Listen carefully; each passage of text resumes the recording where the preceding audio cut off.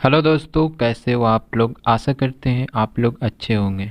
दोस्तों, हम लोग इस वीडियो में बिहार बोर्ड का क्लास 8 का सामाजिक आर्थिक एवं राजनीतिक जीवन का अध्याय 3 संसदीय सरकार, लोग व उनके प्रतिनिधि का सारा प्रश्न अभ्यास इस वीडियो में हम लोग सॉल्व करेंगे। जितना भी इस पाठ में अध्याय में जितना भी प्रश्न है, सारा इसका प्रश्न उत्तर यानी क्वेश्चन आंसर इस वीडियो में हम लोग सॉल्व करेंगे। तो चलिए वीडियो स्टार्ट कर लेते हैं। दोस्तों वीडियो स्टार्ट करने से पहले आपसे एक छोटी सी रिक्वेस्ट है कि अगर आपने हमारे इस चैनल को सब्सक्राइब नहीं किया है तो प्लीज़ इस चैनल को भी सब्सक्राइब कर लीजिए। तो चलिए वीडियो स्टार्ट करते हैं दोस्तों। तो दोस्तों, इसमें पहला प्रश्न है। प्रश्न 1, हमारे यहाँ 18 वर्ष से अधिक उम्र के सभी लोगों को वोट देने का अधिकार है। आपकी समझ से क्या यह ठीक है? तो इसका उत्तर होगा हाँ, यह ठीक है, क्योंकि 18 वर्ष के युवा में इतनी परिपक्वता आ जाती है कि वे अपने मत का प्रयोग कर सकें। अगला प्रश्न, प्रश्न संख्या 2, लोकसभा जन भावनाओं और जनता की अपेक्षाओं की अभिव्यक्ति का मंच है। क्या आप इस वाक्य से सहमत हैं? कारण सहित समझाइए। तो इसका उत्तर हम लोग लिखेंगे हाँ, मैं उपरोक्त वाक्य से पूर्णतः सहमत हूँ। लोकसभा में जनता द्वारा चुने गए प्रतिनिधि जाते हैं। लोगों को अपने अपने प्रतिनिधियों से काफ़ी अपेक्षाएं रहती है। वे उनसे अपनी हर समस्या का समाधान हकपूर्वक चाहते हैं। अतः लोकसभा जन भावनाओं और जनता की अपेक्षाओं की अभिव्यक्ति का मंच है। अगला प्रश्न है प्रश्न संख्या 3 में, लोकतांत्रिक शासन में आम लोगों की भागीदारी किस प्रकार से होती है? एक उदाहरण देकर समझाइए। इसका उत्तर हम लोग लिखेंगे आम लोग अपने मत का प्रयोग कर संसद और विधानसभा में प्रतिनिधियों को भेजते हैं। यही प्रतिनिधि जनता के हित में शासन का कार्य करते हैं। अतः लोकतांत्रिक शासन में आम लोगों की भागीदारी अप्रत्यक्ष रूप से होती है।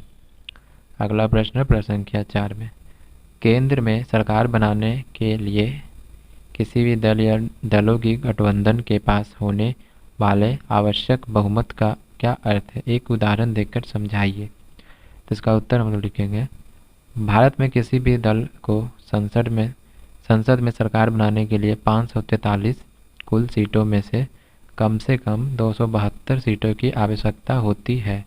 अतः संसद में सरकार बनाने के लिए आवश्यक बहुमत का अर्थ है कुल 272 सीटें कम से कम प्राप्त करना किसी एक दल को अथवा गठबंधन के दल को।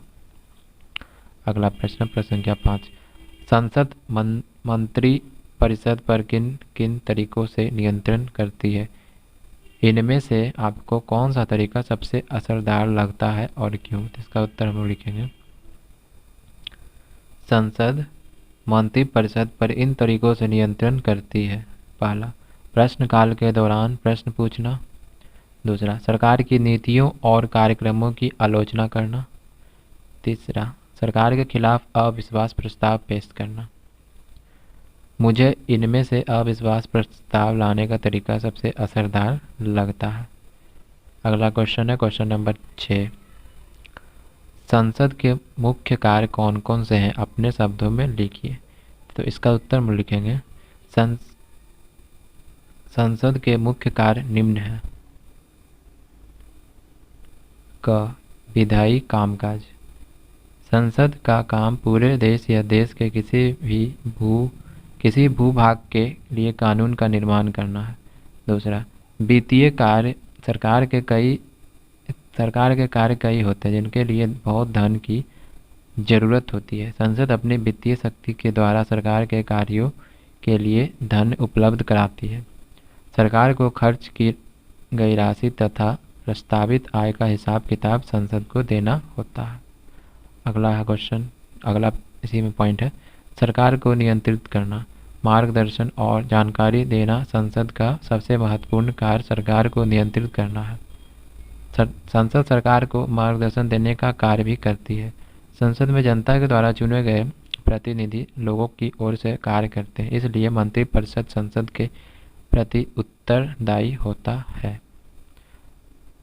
अगला प्रश्न, प्रश्न संख्या 7, नीचे दी गई तालिका को अध्याय में दी गई जानकारी के आधार पर भरिए। तो इसमें यहाँ पर उत्तर होगा इसका, संसद सदस्यों की कुल संख्या 543 लोकसभा में होता है। सदस्यों का कार्यकाल ये 5 वर्ष होता है। सदन का कार्यकाल ये 5 वर्ष होता है, ये भी लोकसभा का यहाँ बात हो रहा। चुनाव का तरीका यहाँ मतदान के जरिए होता है चुनाव। सभापति या अध्यक्ष के चुनाव का तरीका तो संसद के प्रतिनिधियों के द्वारा आपस में चयन करके राष्ट्रपति या फिर नहीं, जिसमें सभापति या अध्यक्ष का चुनाव जो संसद के प्रतिनिधियों के द्वारा आपस में चयन करके होता है। तो दोस्तों, हम लोगों ने इस वीडियो में बिहार बोर्ड का क्लास 8 का सामाजिक, आर्थिक एवं राजनीतिक जीवन का अध्याय 3 संसदीय सरकार, लोग व उनके प्रतिनिधि का सारा क्वेश्चन आंसर इस वीडियो में हम लोगों ने सॉल्व किया। तो अगर वीडियो आपको ज़रा सा भी हेल्पफुल लगा हो तो प्लीज़ आप इस चैनल को सब्सक्राइब कर लीजिए और अपने दोस्तों के साथ इस वीडियो को शेयर करना ना भूलें। तो मिलते हैं अगले वीडियो में दोस्तों।